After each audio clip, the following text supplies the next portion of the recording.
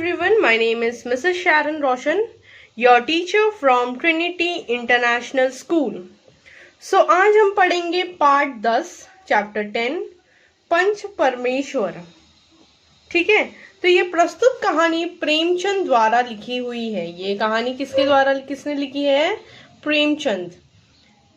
एक हृदयस्पर्शी कहानी है जो न्याय के मानदंडों को रिश्तों या संबंधों या दायरे से अलग होकर निश्चित करती हुई प्रतीत होती है। पंच बनने पर व्यक्ति केवल न्याय संगत विचारों को अपनाता है और अपने निजी संबंधों को भूलकर निष्पक्ष न्याय करता है। ठीक है, तो जुम्मन शेख और अलगू चौधरी में गाढ़ी मित्रता थी। क्या थी? जुम्मन शेख में और अलगू चौधरी जो थी उनमें बहुत गहरी दोस्ती थी, मित्रता थी। सांझे में खेती होती थी। सांझे में क्या होती थी? खेती हुआ करती थी। दोनों को एक दूसरे पर अटल विश्वास था। दोनों को बहुत ज्यादा एक दूसरे पर विश्वास था। जुम्मन जब हज करने गए थे तब अपना घर अलगू को सौंप गए थे। वो लोग अलगज मतलब एक जगह गए थे, तो वो लोग ने अभी हमारे घर पे हम किधर गाँव जाने वाले, तो कई बार हम दूसरों को बोलते ना कि तुम आकर यहाँ पे सोया करो, तो वैसे ही उन्होंने अलगू को घर अपना सौंप कर गए थे। अलगू जब कभी बाहर जाते तो जुम्मन पर अपना घर छोड़ देते थे। उनमें न तो खान पान का व्यवहार था और न धर्म का नाता। वो लोग ना खाना पीना का नाता रखते थे, ना धर्म का नाता रखते थे। केवल विचार मिलते थे, उनके जो सोच और विचार जो मिलते थे।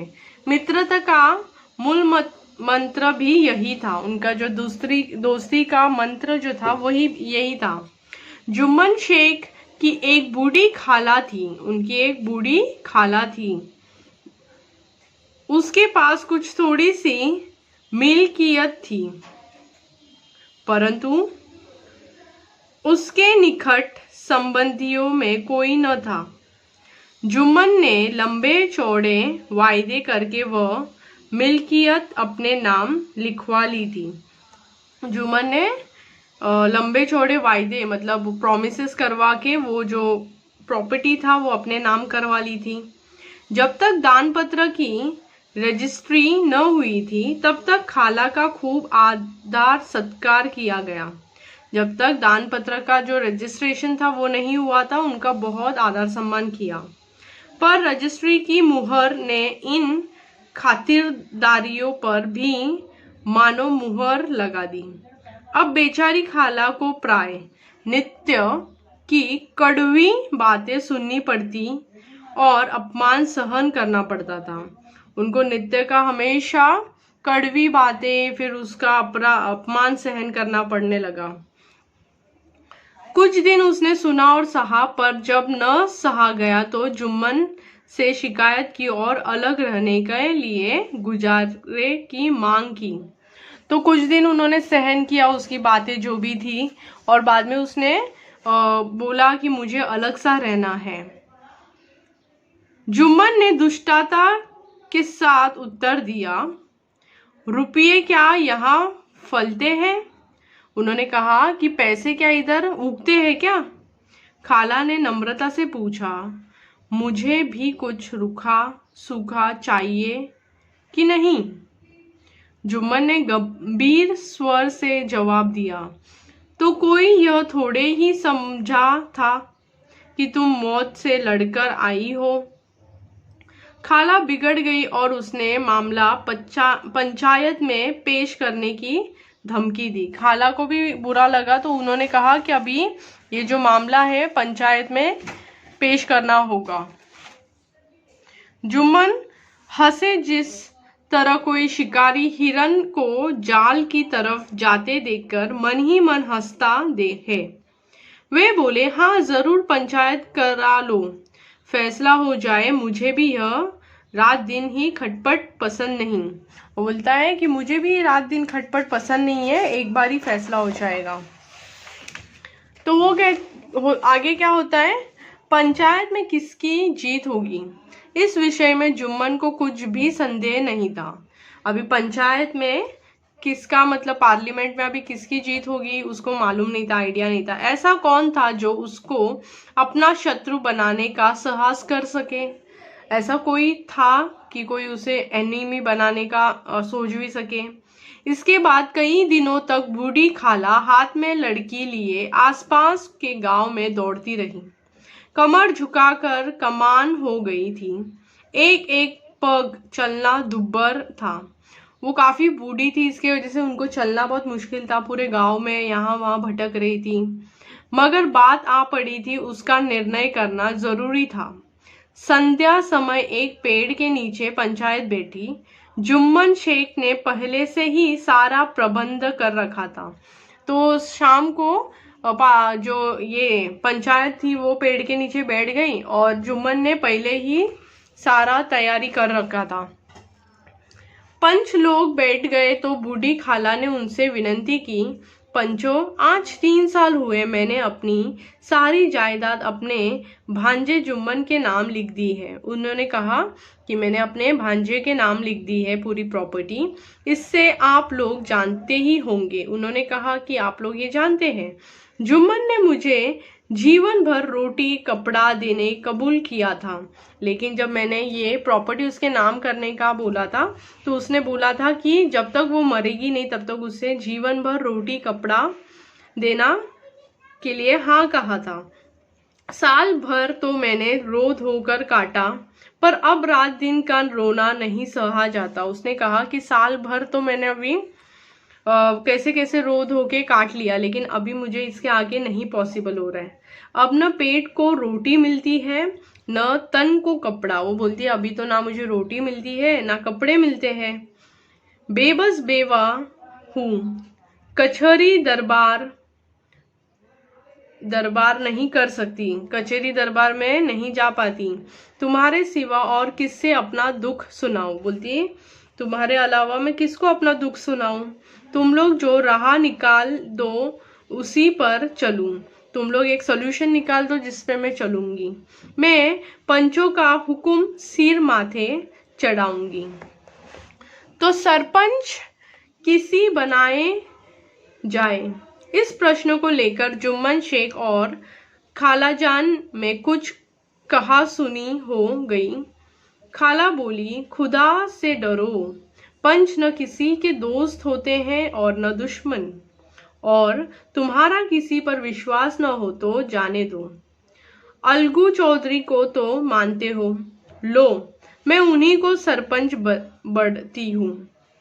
जुम्मन शेख आनंद से फूल उठे। जुम्मन खुश हो गया क्योंकि अलगू उसकी मित्र थी, परंतु भावों को छिपाकर बोले, अलगू चौधरी ही सही, मेरे लिए जैसे रामधन मिश्र वैसे ही अलगू।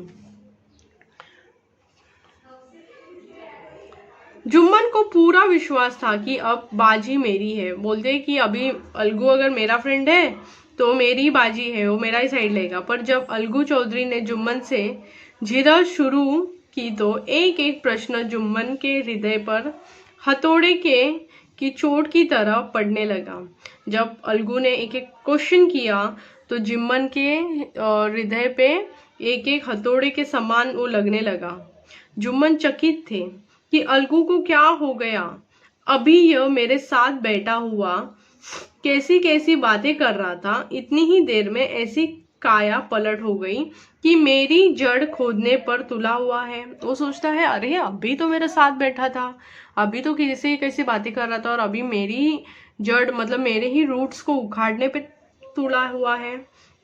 क्या इतने दिनों की दोस्ती कुछ भी काम ना आएगी। बोलती क्या इतने दिन की दोस्ती कुछ काम ना आएगी। तो जुम्मन शेख इस संकल्प विकल्प में पड़े हुए थे कि अलगू ने फैसला सुनाया। जुम्मन शेख, पंचों ने इस मामले पर विचार किया। उन्होंने कहा पंचों ने इस मामले पर विचार किया।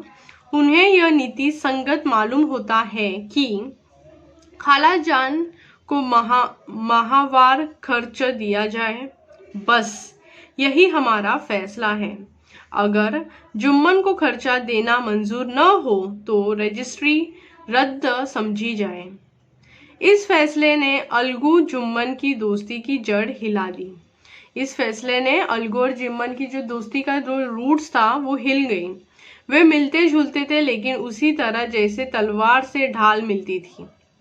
जुम्मन के चित्त में मित्र की कुटिलता आठों पहाड़ खटका करती थी कि किसी तरह बदला लेने का अवसर मिले। वो हमेशा सोचता था अभी अलगू से मैं कैसे बदला लूं।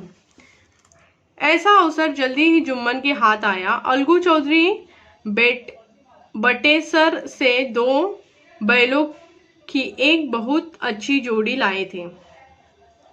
देवयोग्य से जुम्मन की पंचायत के 1 महीने बाद इस जोड़ी का एक बैल मर गया। इनके जोड़ी में से एक बैल मर गया। अब अकेला बैल किस काम का? निदान यह सलाह ठहरी कि इसे बेच डालना चाहिए। गांव में एक समझू साहू थे। वे इक्का गाड़ी हाँकते थे। गांव से गुड़ घी लादकर मंडी ले जाते, मंडी से तेल नमक भर कर लाते और गांव में बेचते थे। इस बैल पर उनका मन लहराया। उन्होंने सोचा यह बैल हाथ लगे तो दिन भर भेकट के 3 खेप हो। आजकल तो एक ही खेप के लाले पड़े रहते हैं। खेप यानी कि मतलब जितना जाना पड़ता है ना, जितनी बार, उसे बोलते खेप। बैल देखा, मोल तोल किया और उसे लाकर द्वार पर बांध ही लिया। 1 महीने में दाम चुकाने का वादा ठहरा। चौधरी को भी गरज थी ही, घाटे की परवाह न की। समझू साहू ने नया बैल पाया तो लगे रगे दने। वह दिन में 3-3 4-4 खेप करने लगा। न चारे की फिक्री थी न पानी की, बस खेपों से काम था। ना उन्हें चारा देता था ना पानी देता था, वो अपना ही काम करवाई जा रहा है। मंडी ले गए, वहां कुछ सूखा भूसा सामने डाला दिया। बेचारा जानवर अभी दम भी न ले पाया था कि फिर जोत दिया। अलगू चौधरी के घर तो चैन की बसी बजती थी। कहाँ वह सुख चैन, कहाँ वह आटो पहर की खपत। महीने भर में वह पिस सा गया।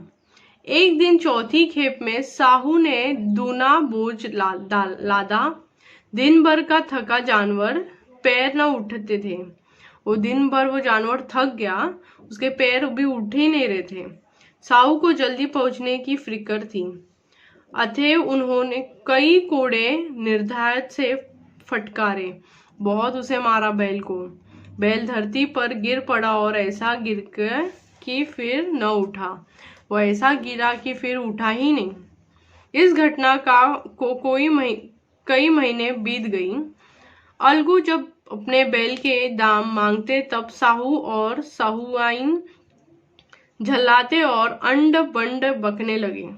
सबने पंचायत कराने का परामर्श दिया। साहू जी राजी हो गए। अलगू ने अभी हमारी बर ली। पंचायत बेटी तो रामधन मिश्र ने कहा, बोलो चौधरी, किसको पंच बढ़ते हो? तो फिर अलगू ने दीन भाव से कहा, समझू साहू की चुन ले। समझू खड़े हुए और खड़ा कर बोले, मेरी ओर से जुम्मन शेख। जुम्मन का नाम सुनते ही अलगू चौधरी का कलेजा धक धक करने लगा, मानो किसी ने अचानक थप्पड़ मार दिया हो।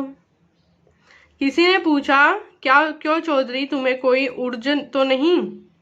चौधरी ने निराश होकर कहा, नहीं, मुझे क्या उर्ज होगा। क्या तुम्हें कोई प्रॉब्लम तो नहीं? तो उन्होंने कहा, नहीं।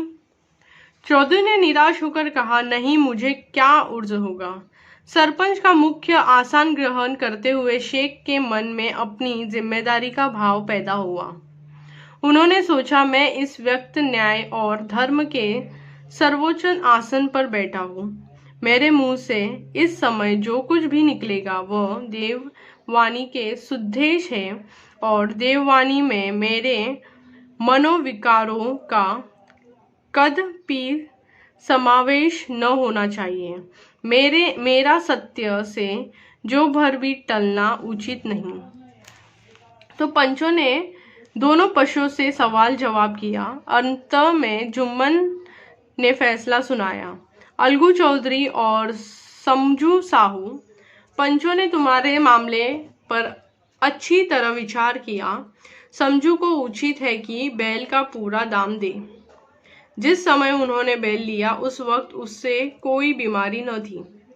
अगर उसी समय दाम दे दिए जाते तो आज समझू उसे फेर लेने का आग्रह न करते। बैल की मृत्यु केवल इस कारण हुई है कि उसे बड़ा कठिन परिश्रम लिया गया और उसके दाने चारे का अच्छा प्रबंध न किया। तो सरपंच का फैसला सुनकर अलगू चौधरी फूले न समाये, उठ खड़े हुए और जोर से बोले, पंच परमेश्वर की जय। इसके साथ ही चारों ओर ध्वनि हुई, पंच परमेश्वर की जय। वो नारे लगाने लगा, पंच परमेश्वर की जय। थोड़ी देर के बाद जुम्मन अलगू के पास आए और उनके गले लिपट कर बोले, जब से तुमने मेरी पंचायत की तब से मैं तुम्हारा शत्रु बन गया था, पर आज मुझे ज्ञात हुआ कि पंच के पद पर बैठकर न कोई किसी का दोस्त होता है न दुश्मन। वो बोलता है, जब मैं पंच के पद पर आज बैठा तो मुझे मालूम हुआ कि न कोई किसी का दोस्त होता है न दुश्मन। न्याय के सिवा उसे और कुछ नहीं सूझता।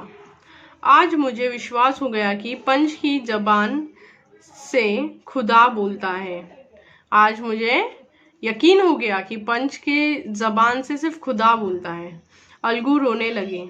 इस पानी से दोनों के दिलों का मेल धुल गया और इसी पानी से दोनों का जो गंदगी थी मेल धुल गई। मित्रता की मुरझाई हुई लता फिर हरी हो गई। मतलब जो पत्तियां सूख गई थी मित्रता की, दोस्ती की, फ्रेंडशिप की, वो फिर से ग्रीन हो गई।